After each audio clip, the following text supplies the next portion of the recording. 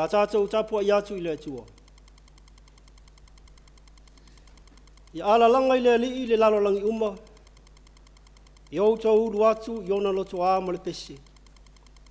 I tau atu I le Taeao lo alofa. I tau atu fo I le po lo wha mauni. I le la au pese se fulu ona manoa. Male na peli. Male leo le kitara. Vivi I atu outou I le alii. Au wā ele lei lava o ia. E whaavavau lava alona alofa. O le tatalo me le nganga pa ia. Tātou I fō ma tatalo I le atua. Le atua mamānae lo mātou tamā e whaavavau. O le atua pure ao lau a fio. O lau a fio fōi o lo mātou olo ma lo mātou ola tanga. O le atua o le alofa fua, ma le alofa muti vale I malava. Wala fai mai lo watu nuu I le nei Taeao fou I whanunga le lei. A ua tuu whaatasi o mātou loto o maanganga, e ala I la mātou taulanga o le whaafitai. Se I o mātou sulaina lo alofa malauanga le lei, kua le ma vai lea mo I mātou.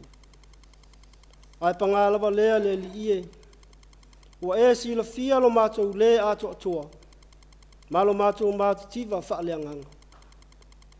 O lea ua mātou to ele atuai I lau fio, se ia e alofa, ia pulu nau ina I mātou taito atasi ele mana o lu lava ngang pa ia.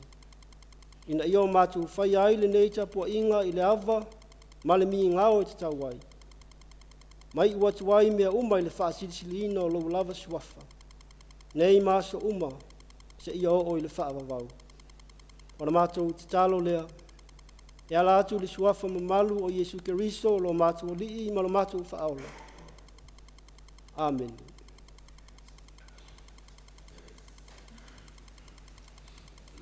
O le whaitauina o le tuspa ia.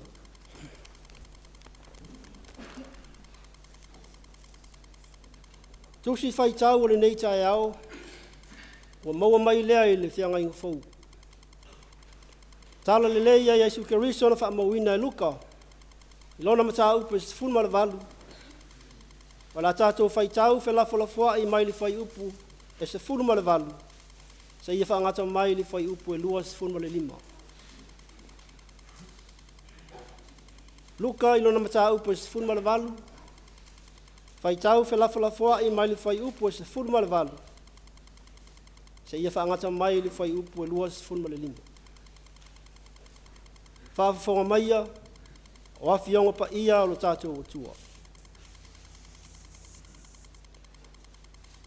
Ua whesili mai fo ia te ia le tasi e lii, ua whaapea mai. E a o le ie, se a le mea o te whaia, o te mauai le ola whaavavau.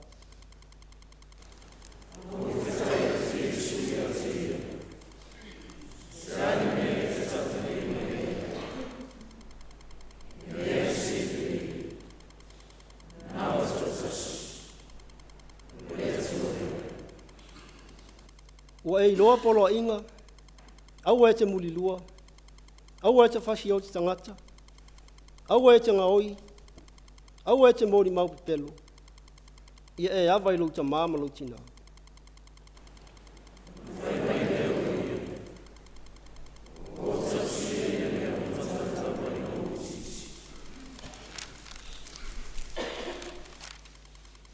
Ua whaafafonga I Yesu ia upu, ona whetala I atu lea I ate ia. Ua toe o le mea e tasi e te le I maua. Ia e whaatau atu I au mea uma, ma ia e tufa ina I e mātitiva. Ona ia te oe leo le whaula inga o loa I le langi, I le e sau, ma muli mai e te au.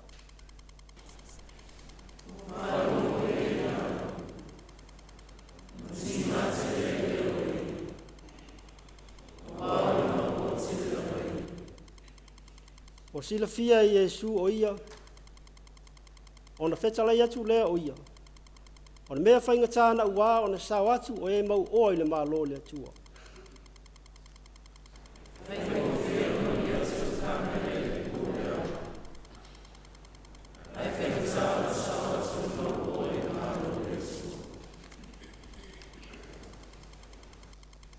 Ia whaamani o mai le atua, e ala ilu tātou whaitau mo whaalongolongo, ia nā whiongo pa ia.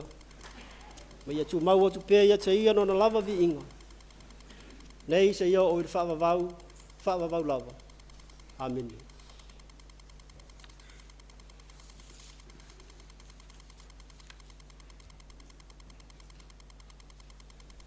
O le launga le suafa mamalu o le atua le tamaa, le alo ma le angang pa ia. Amen. Wa maua le matua o le launga me le tusi sa whaitau winda mai le whianga inga fau. Evangelia Luka, mata upa se fun ma le valu. Ai ua o filifilia se vaenga o le whai upu e lua se fun ma le lua. Whaafafonga o titoi whaitau winda. Ua toi o le mea e tasi e tele i maua. Ia e whaatau atu, i au mea uma, ma ia e tufutufa ina i e matativa. Ona ia te oe leo le whaula inga o loa, ile e sau, ma muni mai ia te au. Ona manatu au tu o le launga, e au iai se ma whauwhaunga wha le anganga i le nei Taeao e whaapea. Ta mau a inga o le avea maso. Ta mau a inga o le avea maso. O le upu ta mau a inga, i lona wha o ngā ina i le ngana o asa uma, ua winga tutusa ma le upu oa. O le sosia ma le manuia ua lasi, tele tupe, o whanua, o lafu manu, ia maisi lava mea o le olanga nei. O le tamau a inga wha le tino lea. E mawhai fōi ona wha amatalaina le tangata wha auta. Ma le leila na wha soa, ma maola na tō wha, ma lo loto la na wha autanga. E tamau a inga o ia i le mawhau le lei, ma le ola whitutuna. A o le winga leo le upu e leni o whaalili wina, i le upu tamau a inga. O le upu e wha amatala ai le wha soaina ma le fuafua le leina, o le ola atia e te tonu o le loto i whale o se a inga. A whaila o lea, o le ala le tamau a inga, o le avea maso. Ai e whapewhea fōi o nā tangia le tamau a inga, o le tangata ua avea maso o Yesu. O ni fasili whaatupu manatu, ma a taunu fōi e tofu lava le tangata malana tali i ai. Peitai le vaenga o le tusi sa whaitau wina, o loo atangia ai se whetena inga o manatu o le tau lea lea. Mau oa na sa ili atu ia Yesu. A o le whelafo inga na fua ona o le fesilia le tau lea lea. Lea o a o le le ie, se a se mea le lei o te whaia, o te mawai le ola e whaavavau. Tali Yesu, o e si le fia polo inga ma le tū la fono. Aua te whasi o tangata, aua e te ngaoi, aua te mori mau pipelo, ia e awa i lau te māma lau tina. Peitai, na wawe lava ona to e tali atu le tau lea lea. O au tau sia ia mea uma, taru lava ino o uititi. O le tali a le tau lea lea, e maasani o na whao ingaina e nisi whai mai o le tali a le tangata, whaafia mi o tonu. Peitai a tanga ili si o manga o le urua i senituri, ua wavala mai ai le tali tonunga, sa o ngā tonunga le mu i manatu o tangata i utaia. A wā o le tasili nei o whaavai o le tali tonunga, wha i utaia le whiangai ngatuai. E whaavai le soifua tali tonu ma le tau sia le lei e le tangata o le tūla fono. A tau sia tūla fono ma polo inga, e le tau mate le manuia o le tangata. Isa isi whaupunga, e mawhai o na whaapea, o le fua wa aia lea o le tangata e muli me tau sia polo inga ma tūla fono. E maua le tamau a inga, ma le tūlanga whaaeaina, tai nane o le mamalu. Peitai, ua ese mamao lava ma le finangalo i Iesu. Sila fia lei i Iesu, e te le se mea o lo misi le o langa o le tau lea lea. Fetalai Iesu, e pei ona iai upu o whaima matua. Ua toe o le mea e tasi e te le imaua. I e whaatau atu i au mea uma, ma ia e tuwhitu whaina i e mātativa. Ona ia te oe leo le whaula inga o loa, i le e sau ma muli mai e tia. A le tala ua tātou maua, ina ua whaalongo le tau lea lea i upu a Iesu. Ona ti ngā tele ai lea o ia, au wā o le mau oa tele lava o ia. Ua tau sia le tau lea lea tu la whana uma, a e tasi le mea o misi le tau lea lea. O le alofa e whaaso atu. A le vaenga tonu lea o le tusia luka, o lo ta oto ai au aonga i Iesu e uwinga le tangata e vea maso. Ua manatu le tau lea lea, o le ola e whaavavau o se mea e whaatau.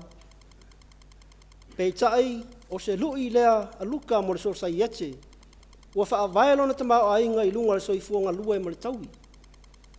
Le vai inga lea o le tau lea lea na fesili ya Iesu, ma ufolinga mai ai, ua atua le tau lea lea, i le oa malona tamau a inga. Ma ua avea ma mea ua wha le tangata ai na sila i manuia na te maua. Ai ua avea ma mea ua ama ai lana wa ai i isi tangata.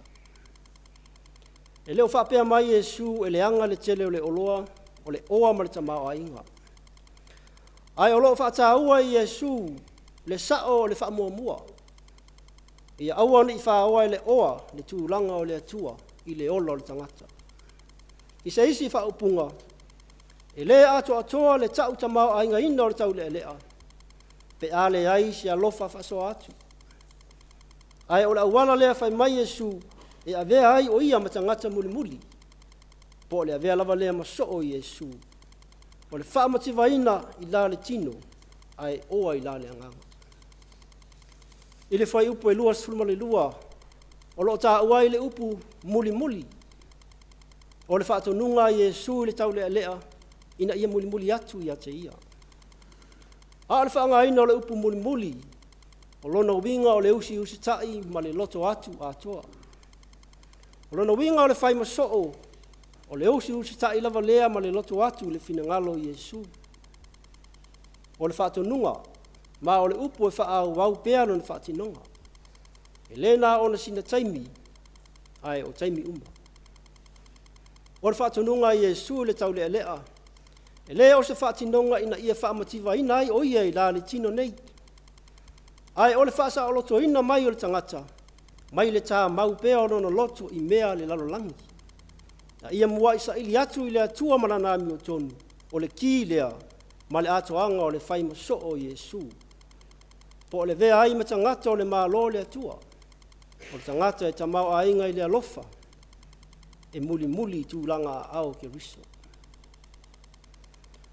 A o le tamau a inga fo i lea o le avea maso o Iesu, e i loa i le tangata e loto maulalo. Lea na whaatusa ai Iesu le whaingofie, o na sao atu o le kāmela i le pū o le au, na i loa le tangata mau oa i le malo o le langi. O le pū o le au e pei o na tā ua, o se whaita toa i titi lea sai au tafa o le whaita toa tele, e ulu atu ai i le ai o Yerusalema. A o le leo leonga mua o le pō. O na tāpuni leo le whaita toa tele, ai wha o ngā le whaita toa la i titi, mō tangata e whai malanga atu i tonu o le ai. A ulu atu lāti tangata malanga i le pō, i se kāmela. O na tama whai lea e wha awhiofi, le kāmela i le whaita toa vaiti. E ave ese ala na avenga, ai so solo ino na manava, se iei ulava ina sao atu le kāmela i te tonu o le ai. O le whailonga lea o le tangata, loto maua lalo. O le ulu atu i le malo le atua, e mo o mia i le tu ese o tātou avenga. Whaangao o tātou tangata, malangona le loto maua lalo. O le alofa, o le loto maua lalo, Ma le usi tai le finangalo ke riso. O tamao ainga ia o le so o whatuatua. O le alofa, o le au afa, e whawhau ai ba te so tai. Ma whai ai te tonu ainga o nuu ma so se whalapa te putonga. O le loto mawalalo, e ma whai o na tuaila langa i so tanga i te tonu le loto i whale, o le ainga o le atua. O le whatuatua, e lau tua ia mea uma. Ina ua muli ma le tonu me tangata i tūlanga ao ke riso. Samoa e malau whaafonga anga le nei Taeao. O lea fo i se whaamalosi a le tala le lei. A o tātou wanga i atu i au malawa singo le nei aso. Ia manatua. O le oa maratama a inga na fatuai ma whaawai ai le tala le lei a Yesu. O le alofa whaasua mai lea o le atua. O le alofa tu noa lea o le atua. E lei titi ifono na tau i mea uma. Au wana whaamatiwa ina o ia e ia lava. Na ia tātou maua le tamau a inga o le alofa e ala ia Yesu Keriso. Wa aina i avea le oa. Tofi ma mamalu. E puni tia ai lo tātou wola whaaso atu i nisi o uso a tangata. Ina nei avea lo tātou tau whetuli i luma. Ina ia ausia le manuia ma le tūlanga whaeaina. Whaeaina o le tangata lawa ia. Ai ngalo ai le tangata tātou mia. Ma le uso lo fia maua le visosoani. Ia whai i tātou maso o Yesu. I wha au wau le soifua ofo ina atu. Ia whai i tātou mo whaola. I nisi uso a tangata. O Yesu Keriso, o le whaalinga lea o le whaasoa mai o le atua o lona alofa tu noa i le lalolanga. O lona soifua atoa, e ala i lona maliu, ma lona toa soifua mai na i le tuunga mau ma le oti. O le whailonga lea o lona saili mai i le tangata na leiloa, ona o le angasala. Wa whamatiwa ina o ia, e ia lava, ina ia whaatama inga ina i tātou, ma ia tātou whaatasi e mai ia. I le ola e whaavavau. Tu mau atu i ata ia levi inga ma le mana e whaavavau lava. Amen. Ala tātou vi atu i le atua, i le pese tolu se lauma le lima. Tolu se lauma le lima le pese, ala tātou pese atu ai le atua. Oh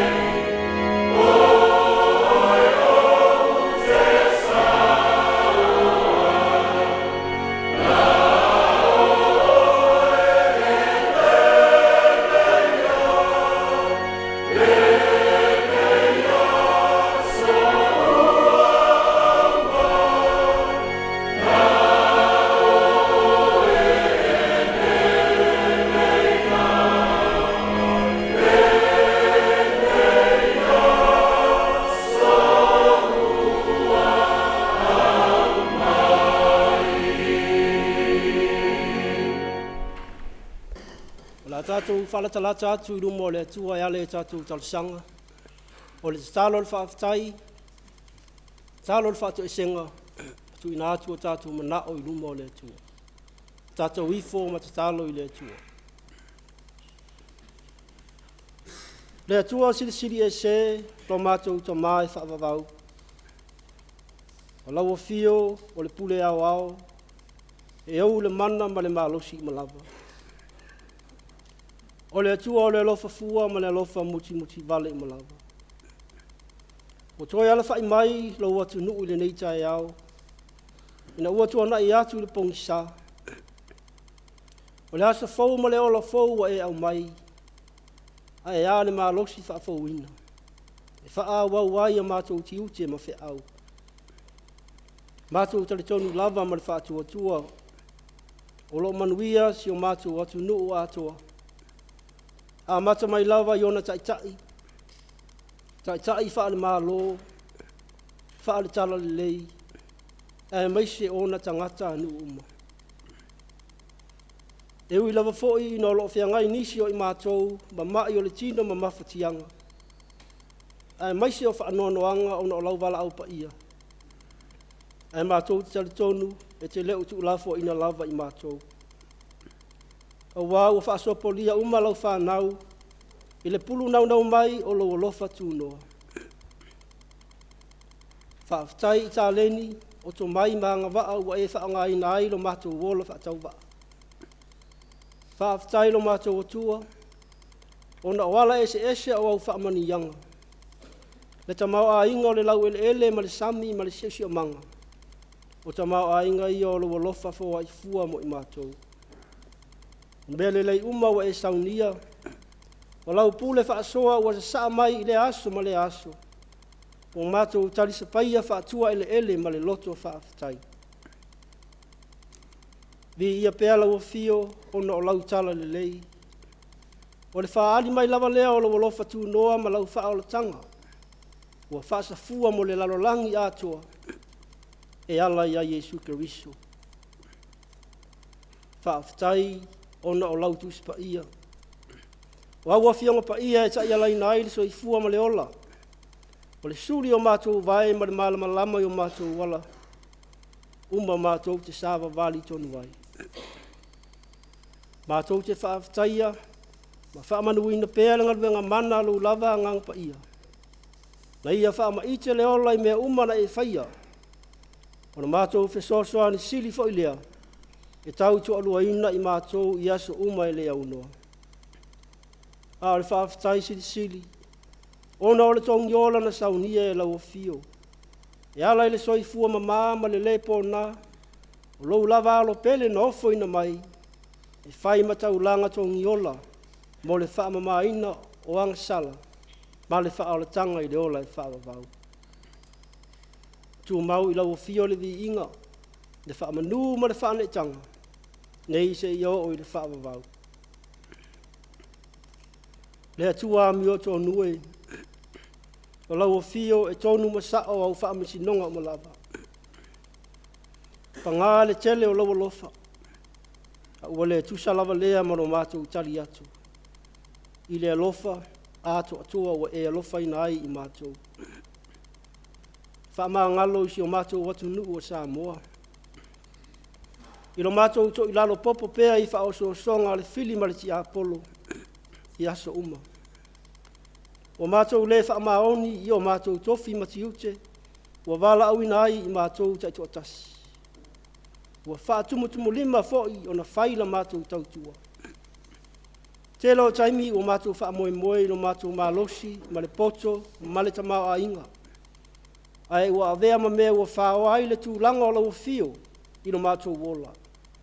Ua whai foi maala o mātou le wha atalitali ai le whetalai mai o le anganga o lau fio. O lea ua mātou to ele atu ai I lau fio ma le loto maulalo. Se iai alofa wha maangalo le ifonga lau atunu. Ma wha pa iaina I mātou le totu pa ia o Yesu Keriso lo mātou li wha ola. A awa o mai pea ia I mātou e ala I lua ngang pa ia. Na ia mātou I loa o na salamo ma le wha maoni. Whaia se loto fau I te tonu I mātou. ma ia furitua atu i le leanga. Le atua whaafafonga te tālo e. O mātou te tālo i lau fio, ina ia iai lo manuia ia Samoa, i le whenga iai ma whe au ole nei aso.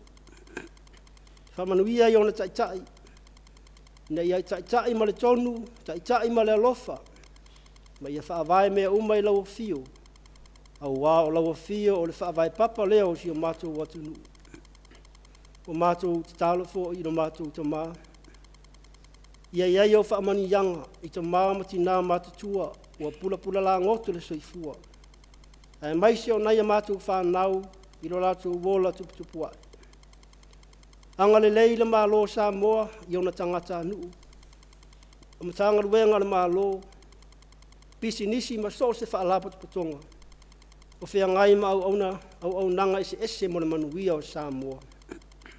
Ia iai lo file mu i pūlenga ali imu whai pule. Sa au au mbanga ma le tupulanga o lalo vaoa i so o sia lala whanga. Whamanuia i tama whanau o le atunuu. O whea ngai ma le whaiva o le tautua. E ala i so o se tafo le soifuanga. Mātou tu inatu pēa i luma o lau fio. Le whaamoe moe o le whanatanga a mā lo au whaatasi. I lana whanatanga e pei o na atofa ina. I e whesoasoani lau fio i tape nanga uma. I amua au mamuli au, le alofa lau fio. Ina ia whaataunu uina manuia le whaamoe moe. A ia siri ai o na maua se vi inga o lau fio. Mātou te talo, si ia e anga le lei, ia o maua i mai o le tino.